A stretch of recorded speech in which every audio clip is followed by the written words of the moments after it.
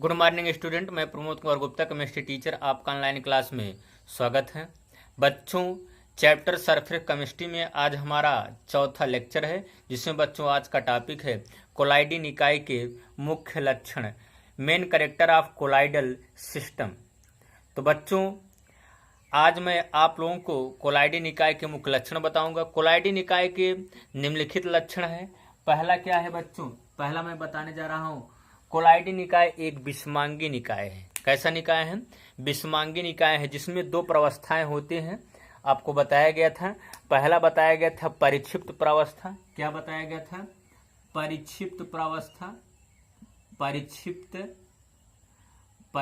प्रावस्था, परिक्षिप्त प्रावस्था। दूसरा आपको बताया गया था बच्चों, ये पहला का दूसरा पॉइंट, परिक्षेपण माध्यम। क्या बताया गया था? परिक्षेपण माध्यम, परिक्षेपण माध्यम। मैंने बताया आप लोगों को बच्चों, कोलाइडी निकाय एक विषमांगी निकाय है, जिसमें दो प्रावस्थाएं होती हैं। पहला क्या है? परिक्षिप्त प्रावस्था, और दूसरा क्या है? परिक्षेपण माध्यम। बच्चों, परिक्षिप्त प्रावस्था में जो कण होते हैं, अर्थात कोलाइडी कणों की जो साइज होती है, वो परिक्षिप्त प्रावस्था में, किस प्रावस्था में? परिक्षिप्त प्रावस्था में कोलाइडी कण, कोलाइड की साइज जो होती है 5×10⁻⁷ सेंटीमीटर से 2×10⁻⁵ सेंटीमीटर तक होती है। ठीक, यहाँ परिक्षिप्त प्रावस्था में जो कोलाइड के कण होते हैं, अर्थात कोलाइड कणों की जो साइज होती है, वो 5×10⁻⁷ सेंटीमीटर से 2×10⁻⁵ सेंटीमीटर तक होती है। ठीक, ये पहला पॉइंट हो गया। दूसरा पॉइंट हो गया बच्चों, कोलाइडी कण माइक्रोस्कोप के द्वारा नहीं दिखते हैं। जो कोलाइड के कण होते हैं, उनको हम माइक्रोस्कोप के द्वारा देख नहीं सकते हैं। और बच्चों, कोलाइड जो कण होते हैं, फिल्टर पेपर में से निकल जाते हैं। फिल्टर पेपर में से क्या होते हैं? निकल जाते हैं। जैसे ही फिल्टर पेपर है, आप यहाँ से कोलाइडी कण, कोलाइडी विलेन डालिएगा, जो कोलाइड के कण रहेंगे वो फिल्टर पेपर में से क्या हो जाएंगे? क्रॉस कर जाएंगे, अर्थात क्या हो जाते हैं? निकल जाते हैं। ठीक, अब दूसरी बात है, फिल्टर पेपर से तो निकल जाते हैं बच्चों, लेकिन जो कोलाइड के कण होते हैं, पार्चमेंट झिल्ली से नहीं निकलते हैं। जैसे तो फिल्टर पेपर हो गया, क्या हो गया? Filter paper, filter paper, filter paper से तो निकल जाएंगे, लेकिन जैसे पार्चमेंट झिल्ली ले लिए, कौन सी झिल्ली?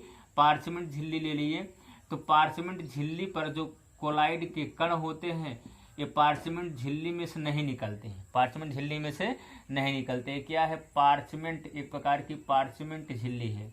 कौन सी झिल्ली? पार्चमेंट झिल्ली। तो बच्चों, पार्चमेंट झिल्ली द्वारा इनके जो कण होते हैं, वो क्या होते हैं?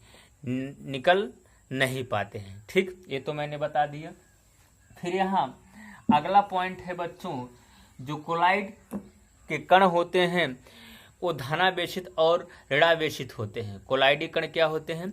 धनावेशित और ऋणावेशित होते हैं, दोनों, धनायन और ऋणायन दोनों होते हैं। फिर उसके बाद अगला पॉइंट है, कोलाइडी विलेन में उपस्थित जो कोलाइडी कणों का कुल पृष्ठीय क्षेत्रफल अत्यधिक होता है, बहुत अधिक होता है। कोलाइडी कणों में, कोलाइडी कणों का जो पृष्ठीय क्षेत्रफल होता है, बहुत अत्यधिक होता है, जिसके कारण कोलाइडी कणों की अधिशोषण क्षमता, अधिशोषण जो प्रवृत्ति होती है, वो बढ़ जाती है। बच्चों, मैं आप लोगों को बताया था, अगर जिसका पृष्ठीय क्षेत्रफल अधिक होता है, वहां अधिशोषण क्या होता है? अधिक होता है।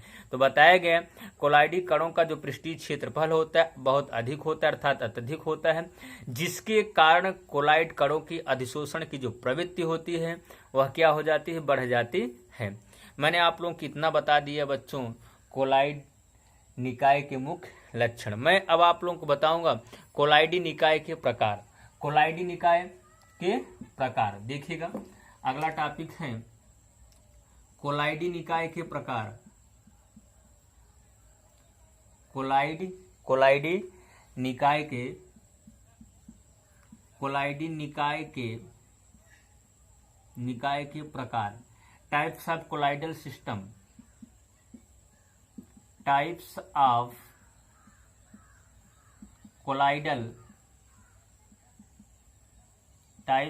कोलाइडल सिस्टम, कोलाइडी निकाय के प्रकार। देखिए बच्चों, यहाँ पर एक चीज और आप लोगों को बता, कोलाइडी निकाय को साल भी कहते हैं। क्या कहते हैं? साल। कोलाइड या साल कहते हैं। कोलाइडी निकाय को कोलाइड या साल कहते हैं। तो बच्चों, परिक्षेपण माध्यम द्रव, ध्यान सुनिएगा, परिक्षेपण माध्यम द्रव भी हो सकता है, ठोस भी हो सकता है, इसलिए बताया जा रहा है। परिक्षेपण माध्यम द्रव और परिक्षिप्त अवस्था ठोस होने पर कोलाइड निकाय को साल या कोलाइडी विलयन कहते हैं। ध्यान सुनिएगा, परिक्षेपण माध्यम द्रव, क्या?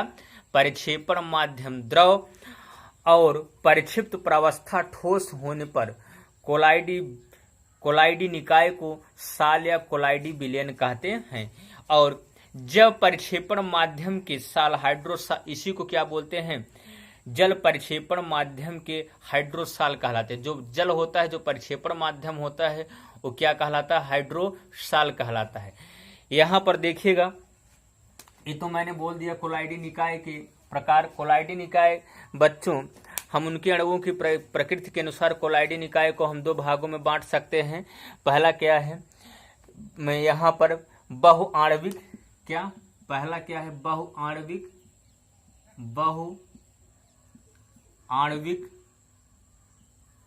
बहुआण्विक कोलाइड या साल, बहुआण्विक कोलाइड या साल। दूसरा है बृहत आणविक, क्या? बृहत आणविक, बृहत आणविक कोलाइड या साल, कोलाइड या साल, या साल,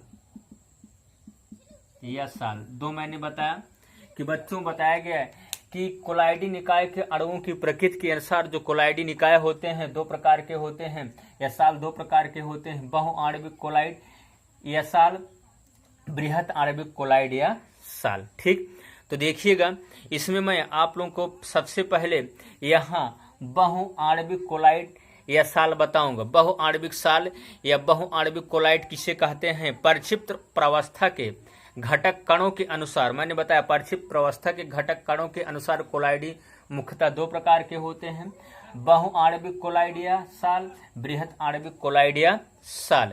तो देखिएगा, सबसे पहले बहुआण्विक कोलाइड या साल बताऊंगा। तो बच्चों, बहुआण्विक कोलाइडों के जो कोलाइड होते हैं वो अनेक छोटे छोटे लघु अणुओं या परमाणुओं से क्या होते हैं? बने होते हैं। ठीक, मैंने बोला आप लोगों को बहुआण्विक कोलाइडों के जो कोलाइड होते हैं वो अनेक लघु अर्थात छोटे छोटे अणुओं, परमाणुओं या आयनों से क्या होते हैं? बने होते हैं, या उनके समूहन से बनते हुए। किसके समूहन से? छोटे छोटे अणुओं, आयनों के समूहन से क्या होते हैं? बहुआण्विक कोलाइड बने होते हैं, जिनकी जो साइज होती है वो 50 एंगस्ट्रॉम से क्या होती है? कम होती है।